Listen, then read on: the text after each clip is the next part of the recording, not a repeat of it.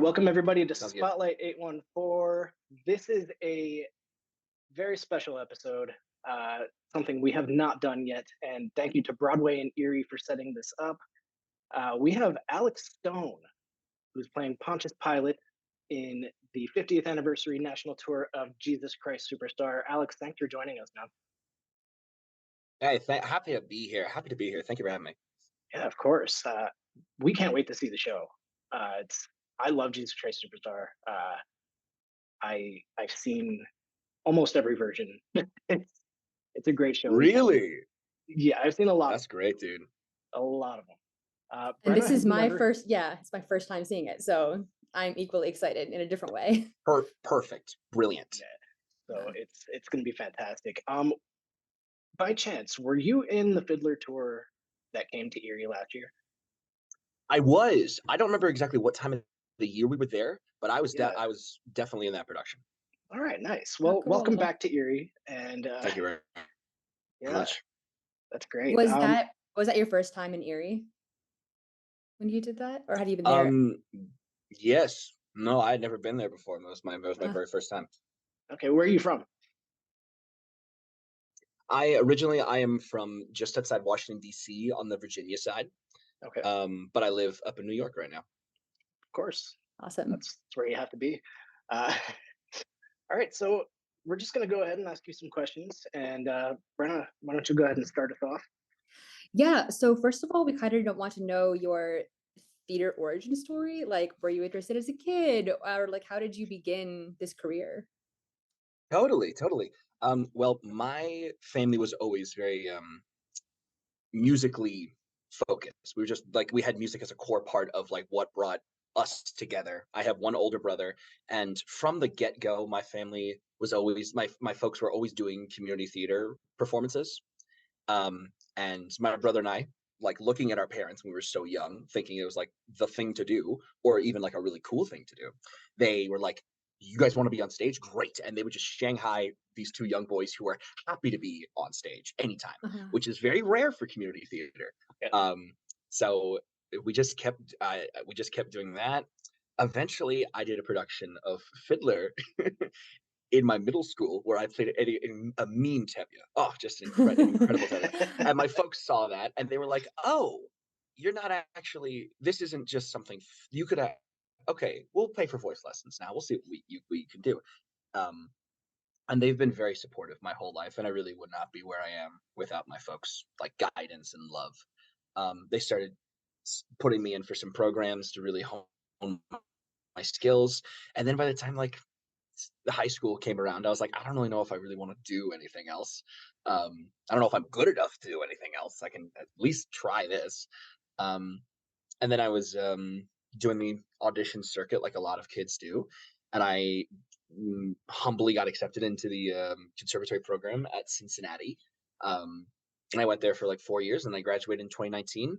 And then I was in New York for about a year, and then COVID hit us. But then miraculously, like a year later, I did like a show or two back, like a show in DC, and then I did a show in New Orleans in 21.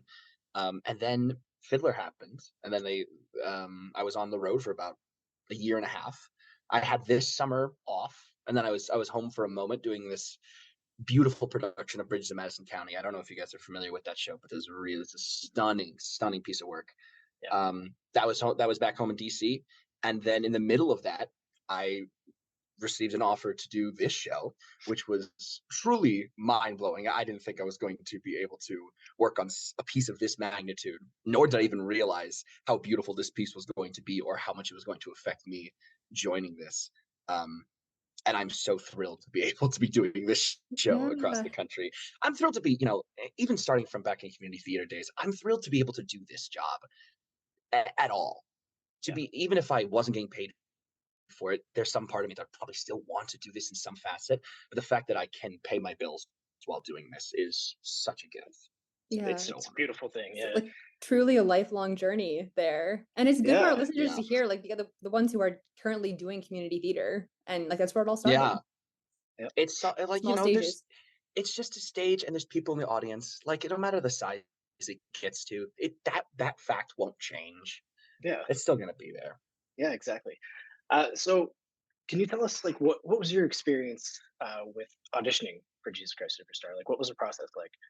Um, when I moved back to New York after the Fiddler tour, my lady, my girlfriend, who I met on tour with me, which was really a marvelous experience.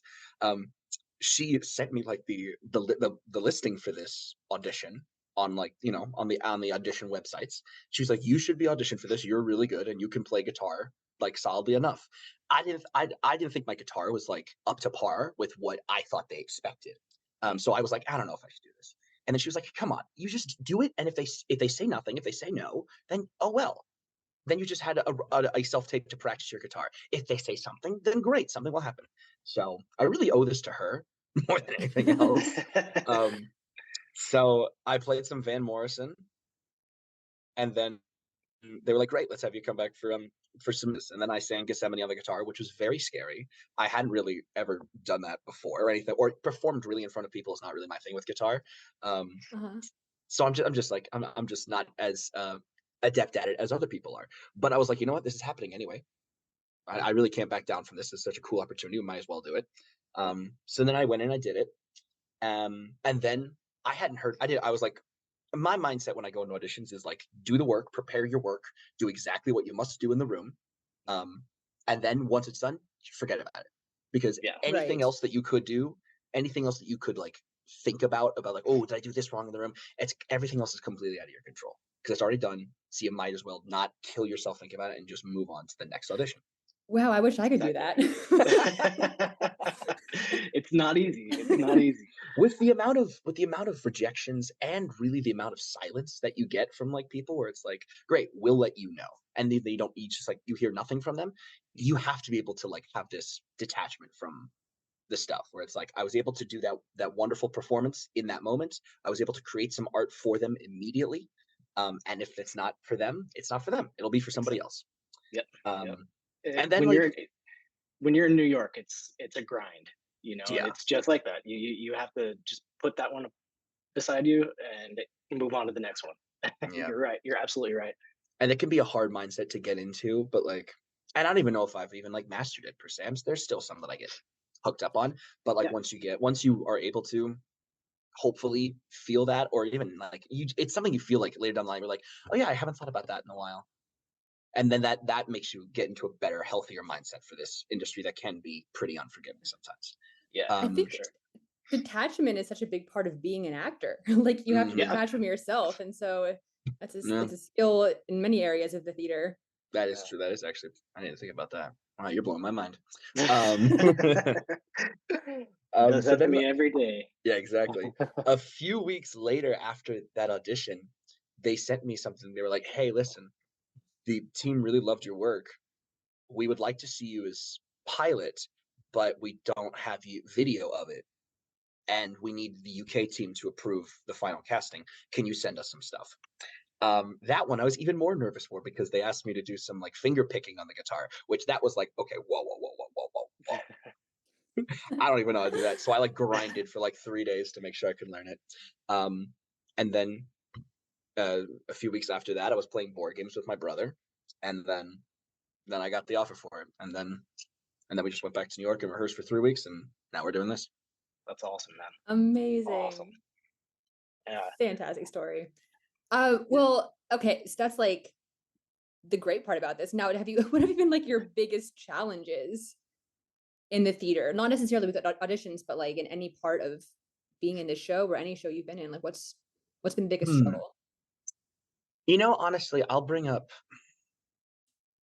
this show simply because it's just the freshest experience that I Mhm. have. Sure. Um, there's a strange amount of I think, as we were saying a moment ago, detachment that you get from trying to put on this stuff. Sometimes there have been times recently when I've been doing this work where I've been thinking, this is the silliest thing that we could be doing for money.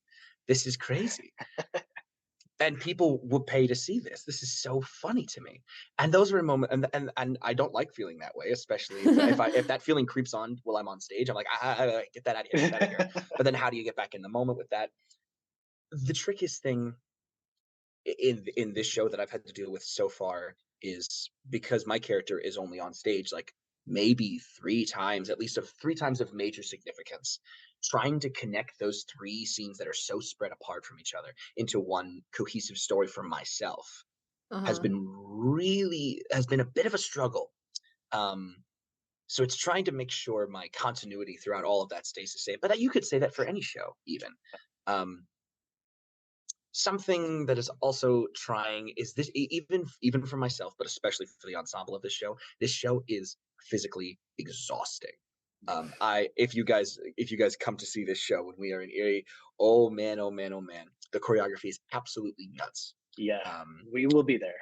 Oh We yeah, will we're be there. Great, coming. Seventh marvelous. row, seventh row from the front. We'll be there. So I'm talking about So what the creative team is expecting from the actors and the artists in this show is almost like beyond what is physically possible, yeah, which is funny. Um, but they emphasize being like, you don't have to give 100% of the work, 100% of yourself into the work every day. That's crazy, and you will drain yourself so much. yeah, But what we are asking of you is, if you only have 80% of yourself to give that day, or even 60%, or like 30, you give all of that. You yeah, give all of that 30%. Um, which is also a really great thing to think about, whether you're doing a weekend of shows at a community theater level, or you're doing 8 shows a week on Broadway. yeah. If you Hmm. can only give that much, okay, you just Give it have all to you got. give it all you got in that moment. Be as 100% authentic as you can be with that 80%. If that's all it can be, marvelous. But that is what you have to give that day, and you have a responsibility to give it to the people because they are paying the same ticket as anybody else would on your Exactly. best day. Yeah, that's a Yeah, really great mindset. it really is. I saw the audition choreo, and Yeah. because I got invited into to audition for the ensemble, but I was in Erie and I couldn't make it in. Mhm. And I watched it and I was like, oh my God, that's insane. It's So nuts. good on you for doing that every night, man. That's impressive. It's thankfully it is not me. Yeah, yeah. There are finer actors, finer performers who are doing that than I am. I just get up there and I sing my little song and then I'm done. All right. Well, speaking of which, what's your favorite song to sing? I know you have a few in Mm. the show. Which one is your favorite to sing? Um, the first song that I sing is Pilot's Dream, Hmm. and I have been enjoying that one more and the more I do it, simply because it's already a confusing song to begin with. Even in the style of the show that we're doing, he is still like walking on stage and being saying to himself like, I am I'm like a Roman governor. I have so many priorities and responsibilities that I have to take care of every single day. I have people that look up to me. I have jobs that I must take care of. I have an entire world that is far more important than anything that happens in my dreams. Why is this one dream like stopping me so much and making me real with this vision I have of this random man that I've never met before? And why can't I let it go? There's so many whys about that. So he even I walk on stage and I have to be like confused as I'm singing this. And I've never really felt that way before in a song, really ever. And ending the song without answers is also still a really strange feeling. Trying to make sure that seems authentic and convincing every single time has been quite a struggle.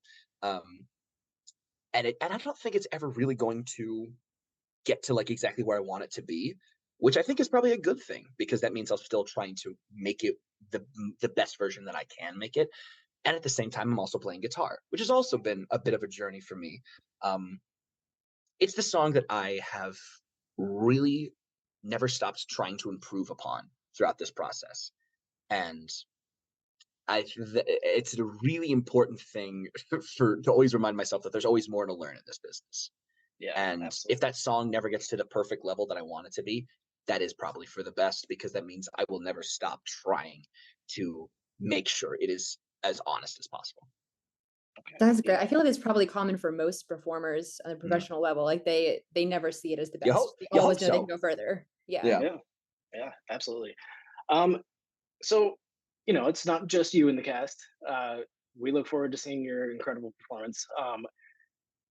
What's another song in the show that people like their minds are going to be blown? Mm. Well, the wonderful thing about this show is that there are some people I'm Ryan, I'm sure you feel this way, where you're like, you know every single song in the entire show. You Yeah, know so many of the lyrics. You've been growing up on this show forever. There are yeah. some people that way who are not affiliated with the arts whatsoever, and they still know it and they still love it. There are Mhm, some people who've never heard the show before, but they come to the show because they know Andrew Lloyd Webber and they know those three notes, the bum bum bum. They know mhm. those, and that brings them into the seats. So Yep. there is a palpable power that this music has. A song that I think people are really going to be moved by is, honestly, like the finale, like Superstar. Yeah. Just that when once Jesus is getting crucified and Judas comes out and he sings that last song. You Way to couple ruin it. well, spoiler guys. Everybody We've knows had it. the ending of this story. Come on. Listen. I haven't watched Orange is the New Black. There's stuff out there that I haven't seen. We've had the book for 2,000 years, but Yeah. there's possible. Um, um, with coupling the singing that Judas has to do and the storytelling that he has to flow with that song on top of the intense, amazing choreography that is happening in that moment, the exhausting level of adrenaline that the ensemble is put through, while at the same time, what is happening plot wise to Right. Jesus Yeah. is a mountain of emotion on top of a mountain of emotion. And it's kind of jarring because you're like, I don't want to applaud for this because what's happening is terrible, but I do because it's so impressive though. I hopefully it leaves the audience in a state where it's a really memorable experience that they don't get to feel often in the theater. Yeah. Those are my favorite moments Yeah. when you don't know how to react. Mhm. Like I love that as an audience member. And I love it as an actor too. Like being on Yeah. stage when that audience doesn't know how to react And you get because something maybe different every night, and yep, you never know what it could be. Yeah. yep. No, that's a beautiful thing, man. Um, let's see. We're gonna skip the next one. Do you have any like pre-show rituals? Um,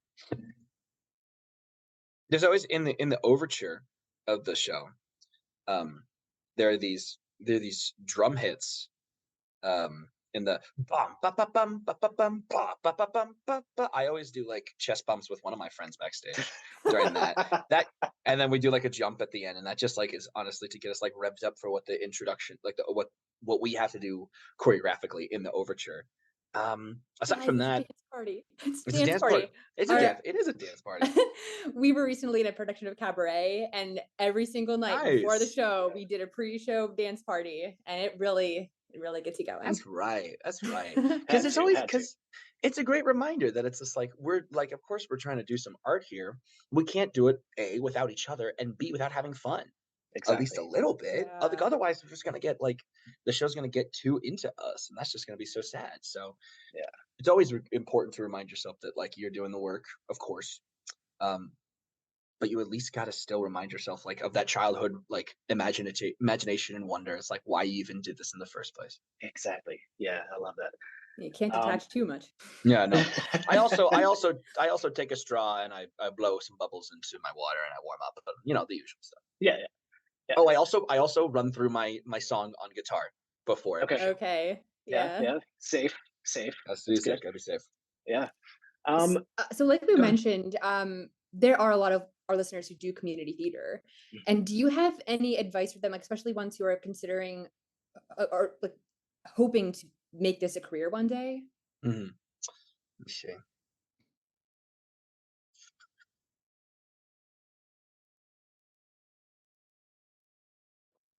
Honestly, it's never really too late to do, I don't know, anything that you want. Mhm. Really? There are some facets. Like I don't think I'm gonna be an astronaut anytime soon, but like, you know, this Don't is give up, something. man. Don't give up. Never give up. You know what? You're right. You're right. This is just an industry that like it's not just um being on Broadway is like the goal. I mean, obviously that'd be wonderful. That'd be great. But as long as like you can be able to do this, and if you have like the talent and a lot of luck to be able to make this work out, if you can be in places where you are doing your work, you are fulfilled by that work, and you get money from that work that pays your bills in some way. You might have to hustle a little bit as well. But if you're doing those things, if you're doing the work and you're getting paid for it, that's really what the goal should be. Hmm. So Yeah. if you're at a community theater level and you're trying to make this something where you want to go a little bit more professional with it, it doesn't have to be a stratospheric goal, as long as it's something that you can make some monetary value from. Yeah. And as long as it makes you happy, that is more important than anything else. I And agree completely. you got those two things. If it doesn't make you happy, then it probably isn't going to be the lifestyle for you, because it's not an easy lifestyle. There's a lot of uncertainty with it.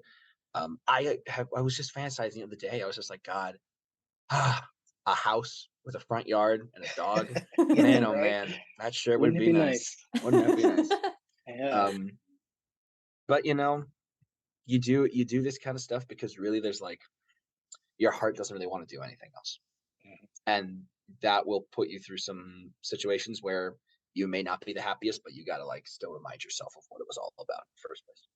Yeah. And that's Yeah. being a creative. Yeah.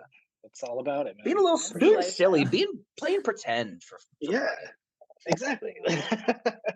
I love that. Yeah, I mean, is there anything else you want to share with our listeners before we wrap this thing up? Yeah, I want to talk about the show a little bit more, if that's okay. Yes, Yeah, please, please. by all means. Yeah. Okay. Cool. Um, this production, whether you've seen the show in the past multiple times, or whether this is your first time seeing this show, honestly, I just think this production is a really great one to see of Super. It's your first time, because when they Awesome. came out with the 71 album, it was a concept album. There was no production that they were basing that around. So people can take the idea of Jesus Christ Superstar and they go wild directions with Yeah, what the show looks like, what happens in the show.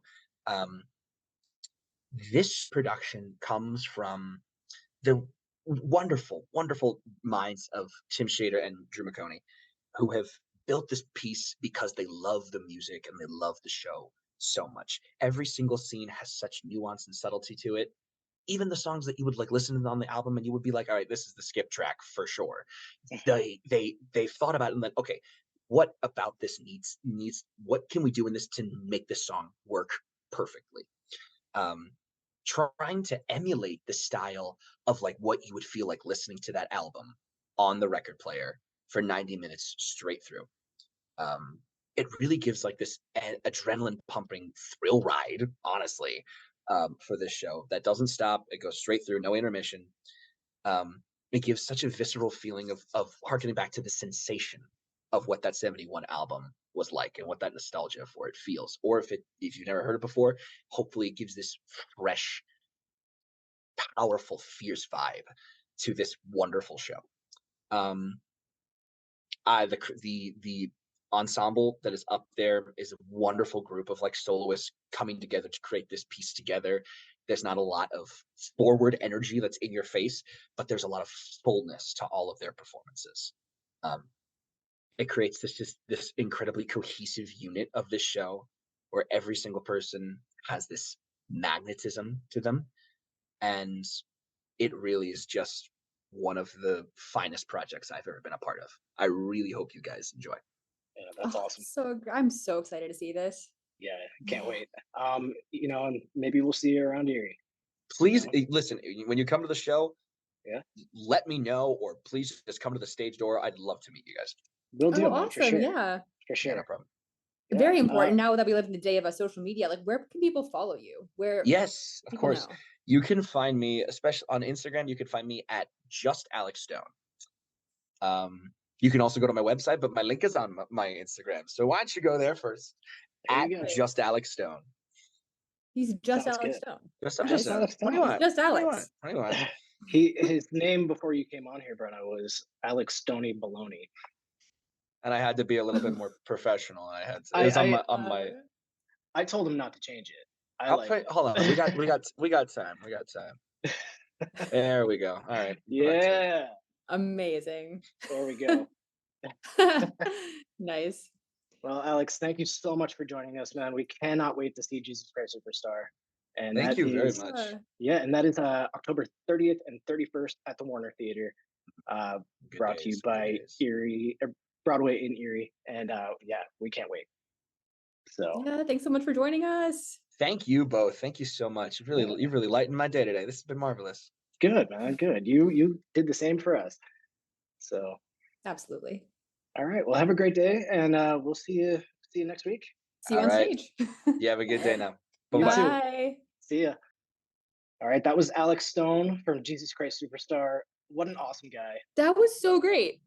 He's really smart and aware and Yeah, thoughtful.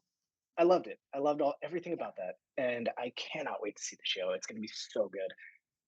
I've seen Instagram videos that they've posted, and he's right. Like the cast is so energetic, and I just can't wait. Yeah. And we'll be So- talking more about that once, like in our, after we see it. Yeah. And discuss more about the show. Okay. I really wanted to touch base real fast on the whole Evil Dead saga. Dun, dun, dun. Involving my dad, the moose, and a lack of responsibility. I almost Okay. spit coffee out my nose. Okay, so everything is good now. Things have been rectified. I just wanted to thank everyone involved in the show for like reaching out, including the director Jeff Hall, who personally contacted my dad and apologized, and he shared the moose on Facebook, and I gave my dad credit to everybody. And so honestly, it probably has reached way more followers than it would have in the program. Yeah. So I'm just really thank you to everybody involved who remedied the error. Yes, and And- I know how much it meant to your dad, and to you, and to all of us, Mhm. really, like any artist. Yeah, any artist who wants to just be credited for their work. We understand, of course, like things happen, mistakes are made, but Clerical error, maybe we don't know. We don't know, but I also wanted to mention he was not the only person who was not mentioned in the program. Yeah. There were other people who were left uncredited, and I didn't know that at the time of like the previous episode. Okay. So it wasn't all about that. Like I think other things were missing as well. Yeah, I mean, and it's when it comes down to credit anybody involved in the show, in the production. Yeah. Just do it. But again, thank you for It's been rectified. giving credit and apologizing. Much Yes. appreciated. Yes. So it was a very nice gesture, and we all appreciate that. And yeah, so I think that's going to wrap it up. It's our very special episode. We're not going to do a What's on 814 because it's the same as last week. Yeah, so just go and listen to the last episode if you want to be reminded of what's on. Yeah, and definitely check out Jesus Christ Superstar next week at the Warner Theater, Broadway in Erie. Can't wait. Yeah. Can't. Oh man, that was such an awesome interview. I know. Oh gosh, look what you did. Look what I did. Look at you go. Alex Stone. Check him out as Pontious Pilate. Such a good show. Can't wait. All right, that's enough of me saying I can't wait. All right, I got to go frost a cake now. I have to go do actual work that I get paid for. So okay. no. Don't even talk. That was not a shot at you. That was a shot at me doing a podcast while I'm at work. Right. All right. The cake is actually for me, and I can't wait for that either. Yeah. So exactly. Don't even be talking about how. no. It was a shot at me because I have a lot of work to do today. Go work. Yes. So thank you guys. Thank you, Brenna. And yeah. I will see you tonight. I will see the rest of you when I see you. All right. Bye, everybody. Thanks for listening. Bye.